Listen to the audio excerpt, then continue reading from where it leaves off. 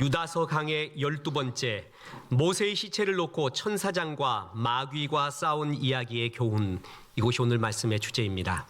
오늘은 참 생경한 말일 것입니다.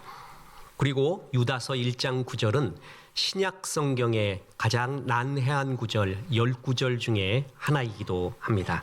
천사장 미카엘과 마귀가 모세의 시체를 두고 내 것이라고 마귀가 하며 논쟁과 변론을 했다는 이야기는 성경 여기 외에 다른 곳에 나오지 않기 때문에 우리는 굉장히 생경하기도 하고 난해한 구절이 오늘의 구절입니다. 이것을 통해서 주께서 주시는 교훈이 무엇인지 우리가 살피고자 합니다. 그것은 첫째로 땅의 이야기를 깊이 연구하라라는 것입니다.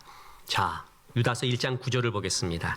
천사장 미카엘이 모세의 시체에 관하여 마귀와 다투어 변론할 때에 감히 비방하는 판결을 내리지 못하고 다만 말하되 주께서 너를 꾸짖으시기를 원하노라 하거늘. 지금 이 구절은요, 하나님께서 예수님의 동생 유다를 통해 우리에게 전해주셨는데 지금 현재에는 전해지지 않지만 당시 초대 교부들은 매우 친숙했던 외경이라는 것이 있는데 그 외경 중에 모세의 승천기에 나온 이야기입니다. 하나님은 성경을 기록하실 때 성경 정경에 나와 있지 않는, 그러나 그때 당시 사람들에게 매우 친숙했던 이야기들, 책들, 그것을 굉장히 많이 인용하게끔 했습니다. 그걸 인용하면서 성경의 기록자들이 기록하게끔 하나님께서 섭리하셨다라는 것이죠. 지금 우리 가운데 성경이 아니지만 어떤 이야기들은 굉장히 그 이야기만 하면 가슴이 뛰거나 인상이 찌푸려지거나 깊이 와 닿는 것이 있잖아요. 그런 구절을 그대로 인용했다라는 것입니다. 예를 들어 보면 구약에 보면 여호와의 전쟁기, 선지자 나단의 글, 선견자 가세 글, 이스라엘 왕 역대기 지략과 유다 왕 역대 지략이라는 책들이 나옵니다. 이것은 캐논, 성경의 정경이 아니라 지금은 알지도 못하는, 그러나 그때 당시 사람들이 익숙히 아는 그런 책들이었다라는 것이죠. 자, 보겠습니다. 민수기 21장 11절에 보면 이러므로 여호와의 전쟁기에 일렀으되 라는 구절이 나오죠. 역대상 29장 29절에 다윗 왕의 행적은 처음부터 끝까지 선견자 사무엘의 글과, 선견자 사무엘의 글은 뭐죠? 사무엘 상하. 그러니까 그것은 되기 쉽죠. 선견자 사무엘의 글과 선지자 나단의 글이라는 게 나와요. 또 선견자 가세 글에 다 기록되고 선지자 나단의 글과 선견자 가세 글은 우리가 지금 알지 못합니다. 뭔지를 알지 못하는 것이에요. 또한 열왕기상 14장 19절에 여로보암의 그 남은 행적, 곧 그가 어떻게 싸웠는지와 어떻게 다스렸는지는 이스라엘 왕 역대 지략에 기록되니라. 여기서도 나온 이스라엘 왕 역대 지략이 뭔지를 모릅니다. 그런데 하나님이 성경 기록자에게 이것을 참조하게끔 이런 책이 있었고 그걸 보라라고 이렇게 이야기할 정도였습니다. 열왕기상 14장 29절에 보면 르호보암의 남은 사적과 그가 행한 모든 일은 유다 왕 역대 지략에 기록되지 아니하였느냐? 니들 그거 알고 있지? 이 얘기인데 우린 모르잖아요. 그런데 유다 왕 역대 지략이 뭔지 그때 당시 사람들은 알지 몰라도 우리는 모르는데 이것이 기록되어 있습니다. 다시 말해서 하나님께서는요, 우리가 지금 알지 못하지만 그때 당시 사람들이 많이 익숙하였던 여호와의 전쟁기, 선지자 나단의 글, 선견자 가세 글, 이스라엘 왕 역대 지략, 유다 왕 역대 지략, 이 모든 것을 인용하시고 참고하시면서 성경에 기록되었다라는 것입니다. 근데 이것이 구약에만 있는가? 그렇지 않습니다. 신약에도 나옵니다. 누가복음을 보겠습니다. 누가복음을 기록할 때 하나님께서는 당시 예수님의 사역에 대한 기록들이 누가복음이 기록되기 전에도 많이 있었습니다. 여러 사람이 그것을 기록했고요. 그에 대한 예수님에 대한 증언들, 증인들도 많이 있었습니다. 그것을 누가복음의 기록자인 누가가 참고하게끔 깊이 연구하게끔 섭리를 했습니다. 보십시오. 누가복음 1장 1절에 우리 중에 이루어진 사실에 대하여 처음부터 목격자와 말씀에 일꾼된 자들이 전하여 준 그대로의 내력을 저술하려고 붓을 든 사람들이 많은지라. 그러니까 예수님에 대해서 기록한 것들이 그 당시에 많이 있었다라는 것입니다. 이 모든 일을 근원부터 자세히 미루어 살핀 나, 그러니까 이런 것을 자세히 연구했다라는 것이죠. 그런 기록들 모두를요, 누가가 데오빌로 각하에게 차례대로 써보내는 것이 좋은 줄 알았노니 이는 각하가 알고 있는 바를 더 확실하게 하려 함이로다. 이때 데오빌로가 누군지는 정확하게는 모릅니다. 유력 귀족인지 정치적 큰 권위를 가진 자인지 또한 진짜 왕인지 아무도 몰라요. 그런데 데오빌로도 예수님에 대해서 어느 정도 알고 있었던 거예요.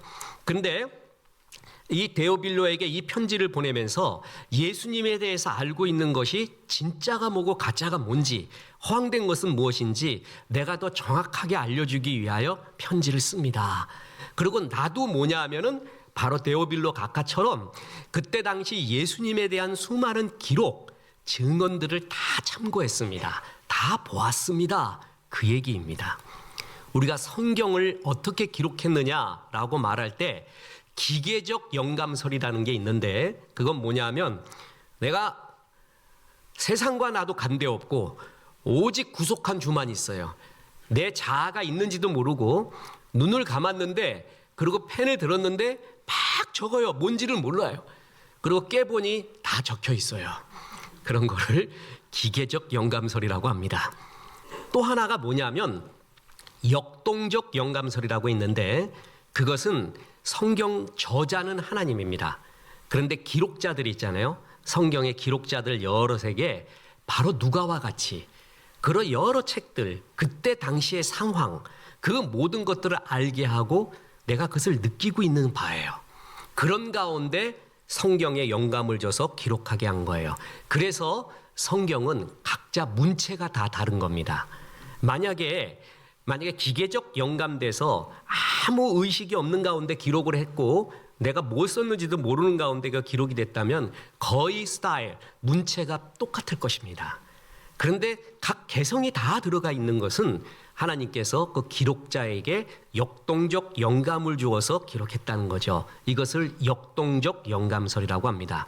바로 이런 구절들을 보면은 하나님께서 그냥 이렇게 그때 당시 세상의 책이나 또한 사람들 가운데 많이 알려진 것들도 많이 사용해서 사람들에게 공감을 일으켜주는 성경 전체의 주제에는 벗어나지 않게 세밀하게 다듬어서 인용하게끔 한 것을 많이 알 수가 있습니다.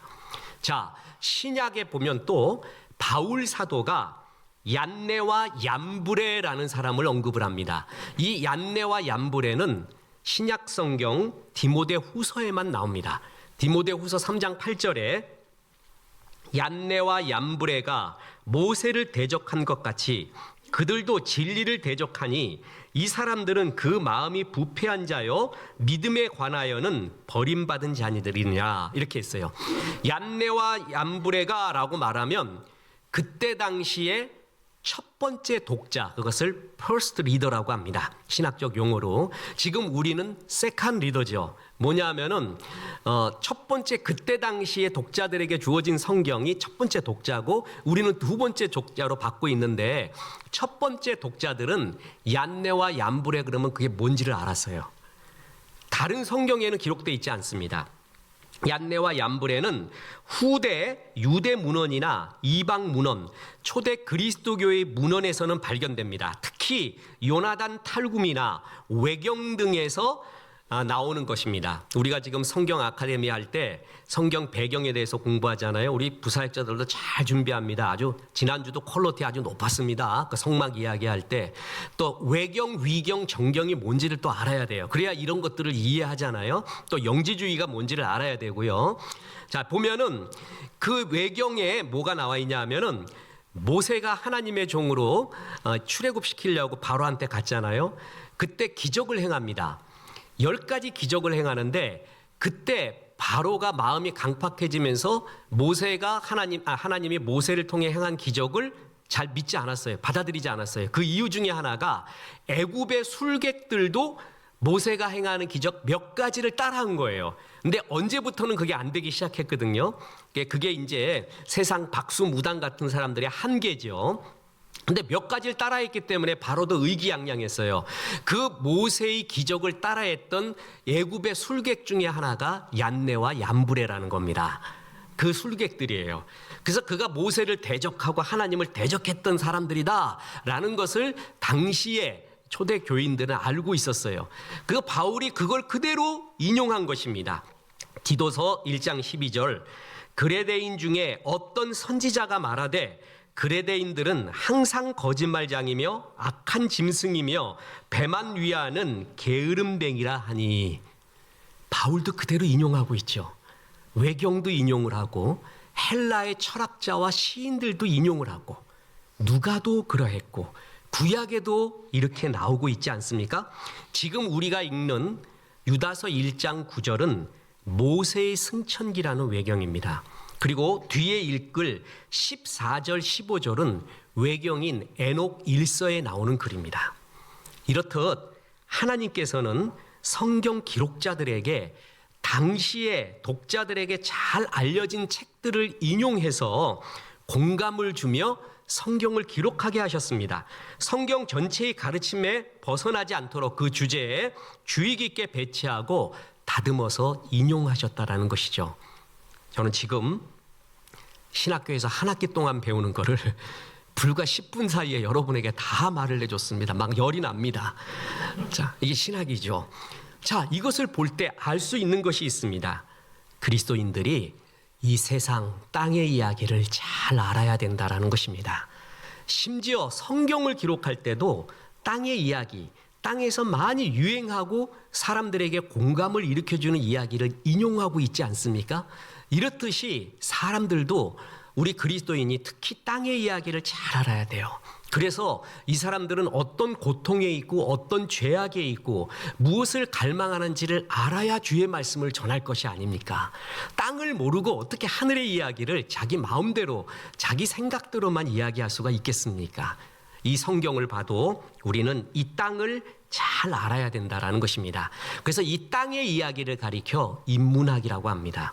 우리는 인문학이라고 말할 때 문사철 예술 이런 학문을 이야기하는데 그렇지 않습니다. 원래 인문이라는 것은 천문, 인문 그래갖고 동양에서 보면 하늘의 문이 땅에는 인간의 무늬가 있다 그랬죠. 그래서 인문은 인간의 무늬, 땅의 이야기예요. 지금 우리가 이스라엘 하마스의 전쟁, 우크라이나 러시아의 전쟁, 핵의 위협, 우리의 경제의 상황 이게 지금 전부 인문이에요. 지금 이것을 제대로 알아야지 이 가운데 우리가 어떻게 살아야 되는지를 알 수가 있다라는 것입니다. 분명히 하나님께서 이렇게 여러 세상의 이야기들을 성경에 포함시킨 걸 보면 우리가 땅의 이야기를 잘 알아야 된다라는 것을 우리에게 메시지로 던져주고 있는 겁니다. 자, 예수님의 말씀은 바리새인과 서기관 같지 않았습니다. 뭔가 권위가 있었습니다. 달랐습니다. 그래서 마태복음 7장 29절에 이는 가르치시는 것이 권위 있는 자와 같고 그들의 서기관들과 같이 아니함일러라. 바리새인과 서기관들은 뻔한 이야기했어요. 제가 부사역자들 또 목사님 저한테 계속하는 말이 있어요. 뻔한 말 하지 마라. 뻔한 이야기 갖고 지금 은혜 받지 않는다. 너무나 틀에 박힌 말, 상투적인 말 갖고 하지 마라. 그건 은혜가 아니다라는 말을 항상 합니다. 그런데 그들의 말은 바리새인과 서기관 말은 그랬는데 예수님의 말은 뭔가 달랐어요. 은혜가 쏙 됐어요. 그 이유가 두 가지입니다. 하나는 예수님의 뿌리가 하늘에 가 있습니다. 또 하나는 뿌리는 하늘에 가 있지만 말은 철저한 민중의 말, 백성의 말, 땅의 말을 사용했다라는 것이죠. 이 두 개가 예수님의 말이 권위 있었던 이유입니다. 예수님의 말씀은 뿌리가 하늘에 있었습니다. 현대 경영학의 아버지라고 하는 피터 드러커, 뿌리의 법칙 제가 수없이 말했죠. 결국 뿌리가 깊은 놈이 이긴다는 거예요. 설교도 10시간 준비한 사람하고 100시간 준비한 사람은 다르다는 겁니다. 처음에는 비슷해 보여도 나중에는 뿌리가 깊은 사람이 이긴다는 거예요.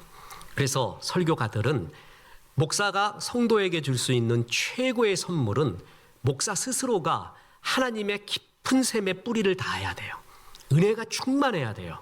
그 벅참이 자기가 먼저 느껴야 돼요.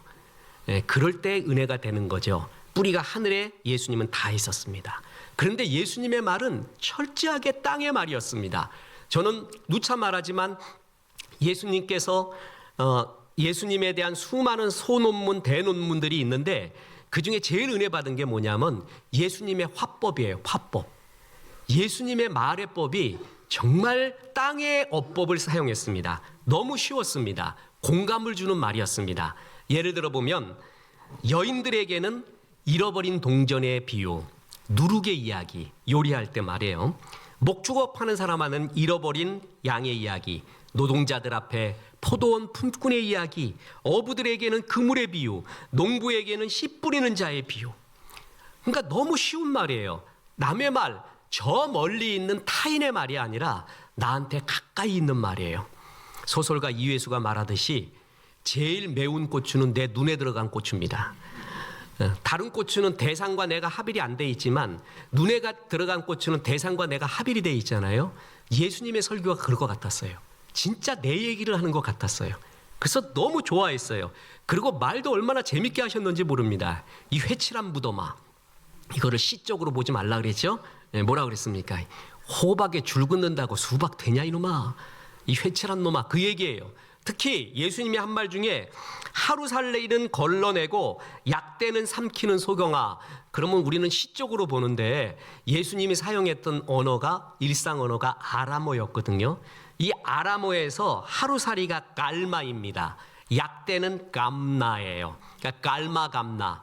워드프레이죠. 발음이 굉장히 비슷하잖아요. 그러니까 사람들이 이 언어 유희에서 쾌감을 느끼는 거예요. 자, 세상에서 제일 나쁜 놈은 어떤 놈이라고요? 나쁜인 놈. 제가 설교 때도 했죠. 외우기 얼마나 쉬워요. 나쁜 놈은 나쁜인 놈이구나. 나밖에 없는 놈이 제일 나쁜 놈이구나. 바로 그런 말이에요. 감마 갈라. 바로 이런 언어의 유희를 사용했습니다. 뿐만 아니라 눈에 들보가 있는 사람, 세상에 눈에 들보 들어간 사람 봤어요?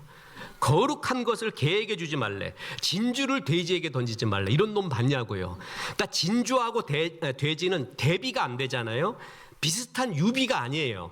완전 대비가 되는 말을 엮어갖고 유머를 만든 거예요. 그걸 특히 권위자가 말하면 그렇게 유머스러울 수가 없습니다. 예수님의 어법이 이랬단 말이죠. 뿐만 아니라 속담, 잠언, 격언, 금언, 의문법, 반복법, 음성학적 강조법, 워드프레이, 수많은 비유들. 예수님은 이렇게 정말 재미있게 땅의 언어로 말했습니다. 땅을 잘 알아야 되는 이유를 알겠죠? 지난번에 얘기했죠. 이사갈 자손이 왜 리더 지파가 되었는가? 시세를 알고 이스라엘이 마땅히 행할 것을 알았습니다. 시세가 뭐죠? 땅의 이야기예요. 땅의 이야기를 잘 알아야 됩니다. 베드로전서 1장 10절에 이 구원에 대하여는 너희에게 임할 은혜를 예언하던 선지자들이 연구하고 부지런히 살펴서, 선지자들이 동굴 속에서 하나님 말씀을, 헐몬산에서 주의 말씀을 받을 수도 있습니다. 그러나 예의 구절에 의하면 선지자들은 뭐 했습니까? 연구하고 부지런히 살폈습니다. 스터디했다라는 것입니다. 이 땅을. 그래서 이 땅에 임할 하나님의 말씀을 주 앞에 받는 겁니다. 자, 신앙은 좌로나 우로나 치우쳐서는 안 됩니다. 이 두 면을 다 가지고 있어야 됩니다. 이렇게 외경, 위경, 당시에 유행했던 사람들 가슴 속에 있었던 수많은 이야기들을 성경 기록자로 하여금 기록하게 만든 하나님의 이유, 이 땅을 잘 알라라는 것입니다. 땅을 잘 알아야 승리합니다. 그리고 두 번째의 교훈이자 결론입니다. 하나님만이 온전한 평가를 하신다라는 것입니다. 자, 유다서 1장 9절은 모세의 시체 이야기죠. 그런데 성경에 의하면 모세가 묻힌 곳은 아무도 모릅니다. 모세의 죽음 이야기는 신명기 34장 4절부터가 나옵니다. 이게 정경의 이야기죠. 보겠습니다.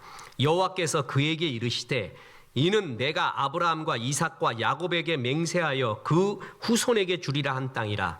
내가 내 눈으로 보게 하였거니와 너는 그리로 건너가지 못하리라 하시매 이에 여호와의 종 모세가 여호와의 말씀대로 모압 땅에서 죽어 베두월 맞은편 모압 땅에 있는 골짜기에 장사되었고 오늘까지 그의 묻힌 곳을 아는 자가 없느니라. 모세야, 넌 들어가지 마라. 그냥 가나안 봤니? 여기서 그냥 가자꾸나. 나와 함께 가자꾸나. 그래서 모세는 그걸 받아들입니다. 나만큼은 들어가야 된다? 고집부리지 않습니다. 모세의 말년이 이렇게 아름답습니다. 거기서 죽었는데 무덤이 없어요. 왜 그랬겠어요? 많은 신학자, 여러분도 추측할 수 있고 나도 할 수 있는 거, 모세 무덤이 있으면 그게 하나님 됩니다. 모세 무덤이라고 딱 진품이 드러나잖아요. 흙 다 없어집니다. 다 퍼갑니다. 안 그러겠어요?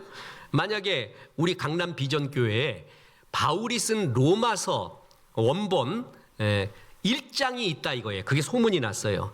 그럼 우리 예배 못 드립니다. 전 세계에서 몰려와서 그거 뺏어가려고 여기 보디가드 둬야 되고요. 저는 생명의 위협을 느낍니다. 내놓으라고. 그리고 전쟁 안 나겠어요? 그거 한 조각이라도 있으면 우리 집안 흥황하고 우리나라 흥황하고 그렇게 생각 안 하겠어요? 사람은 참 미련합니다. 그래서 하나님이 그걸 압니다. 그래서 성경 원본 쪼가리 같은 거 발견 안 하고 모세의 무덤 같은 거 발견 안 하게 한 거예요. 무덤 있으면 없어졌다니까. 아브라함 무덤, 다윗의 무덤 있어봐요. 흙 다 없어져요. 뼈도 없어져요. 다 가져가서. 그래서 없애버린 거거든요. 그런데 지금 사탄이 나타나서 오늘 9절에 보면 모세의 시체를 달라고 하고 있는 장면이 나와요. 자, 유다서 1장 9절, 천사장 미가엘이 모세의 시체에 관하여 마귀와 다투어 변론할 때에 감히 비방하는 판결을 내리지 못하고 다시 말하되 주께서 너를 꾸짖으시기를 원하노라 하거늘. 자, 이게 무슨 얘기냐? 마귀는 참소자이죠. 마귀가 미카엘에게 같이 주장하면서 이 시체는 내가 가져가야 된대. 마귀가 모세의 시체를 가져간다는 얘기는 뭐죠? 지옥 가야 된다는 거예요. 왜냐하면 마귀는 아마 두 가지를 근거로 참소했을 것입니다. 하나, 모세는 살인자입니다. 그죠? 출애굽기 2장 11절부터 나오는 애국 관료를 죽였죠. 그가 혈기에서 죽였는지 이스라엘적, 히브리적 하트 때문에 죽였는지 상관없이 그는 살인자요. 또 하나, 민수기 20장에 나오는 하나님이 분명히 말한 바 네가 그때 반석을 2번이나 내리쳐서 혈기 부리고 너를 드러내서 가나안에 못 들어가리라. 그거는 하나님이 선언한 거거든요. 근데 그때 화를 낸 거예요. 이스라엘 백성이 너무 말을 안 들어. 또 불평하고 또 부정적인 말을 하니까 이 모세도 화가 났어요.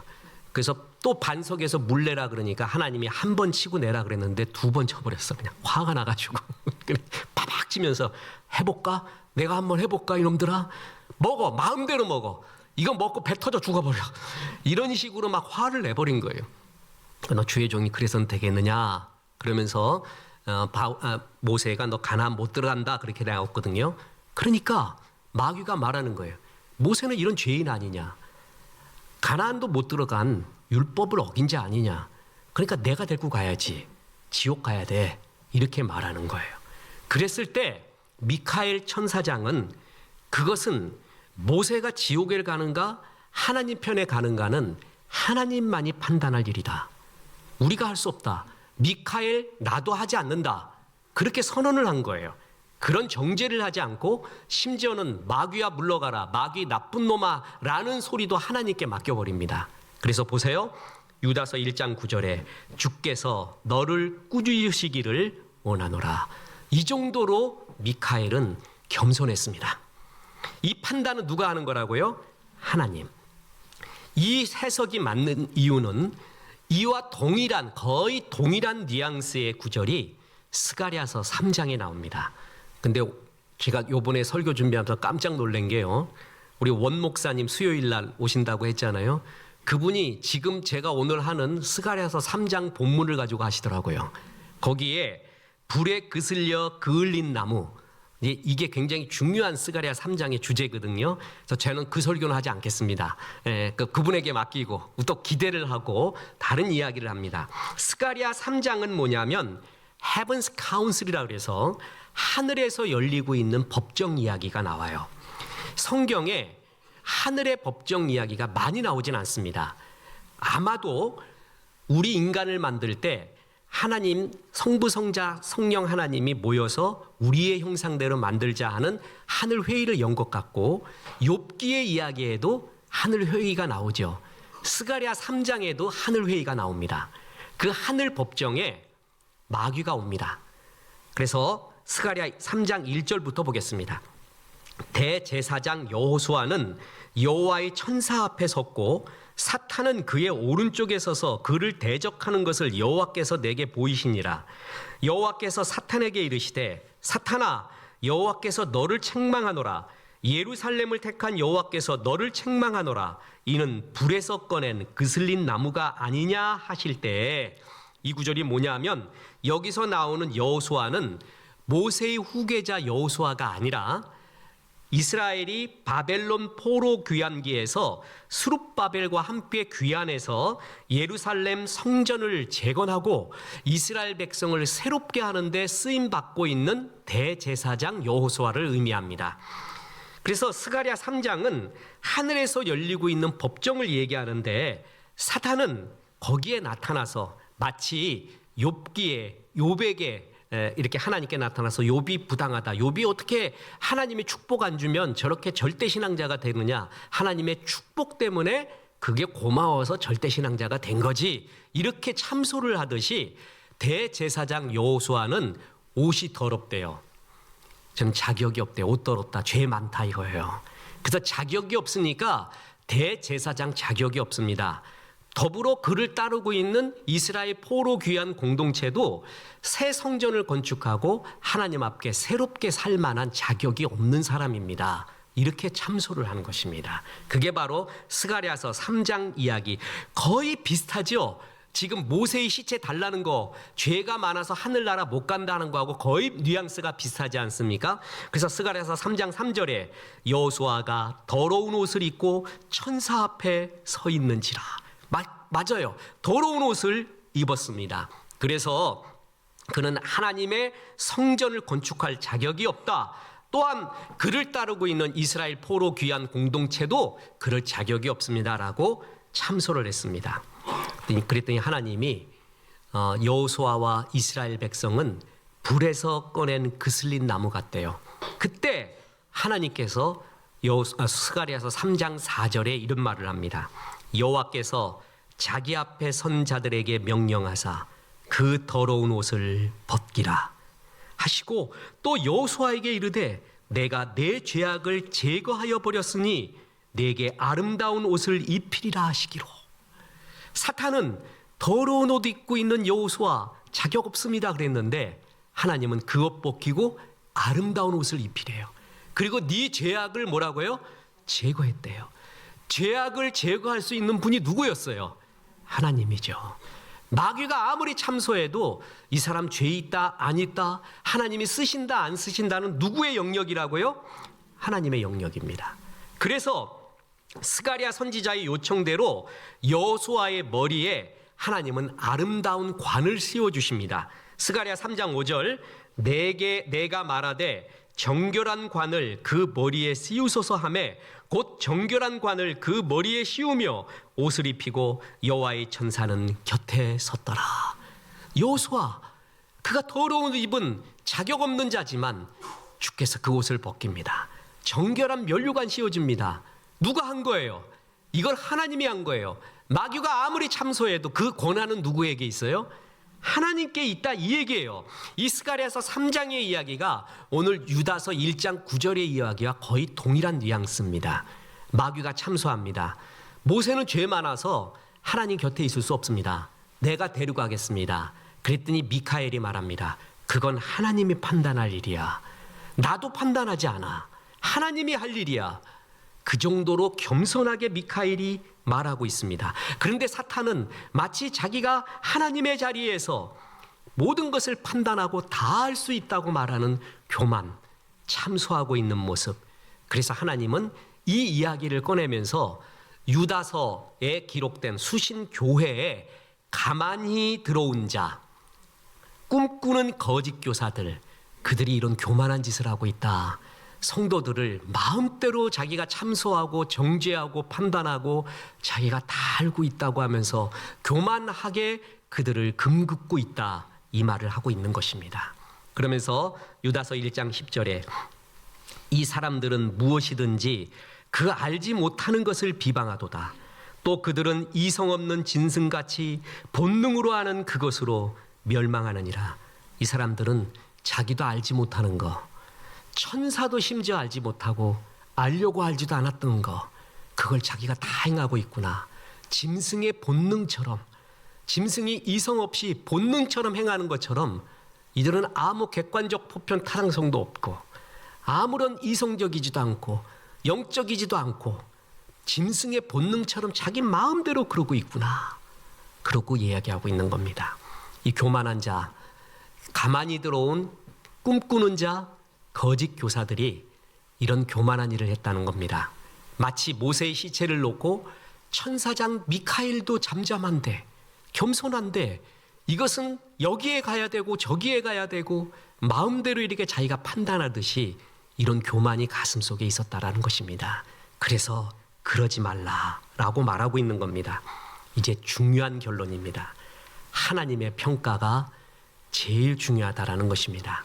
세상이 말하는 것에 그 안개 같은 말에 휘둘리지 말고 주께 충성하면 됩니다. 하나님의 평가가 제일 중요합니다.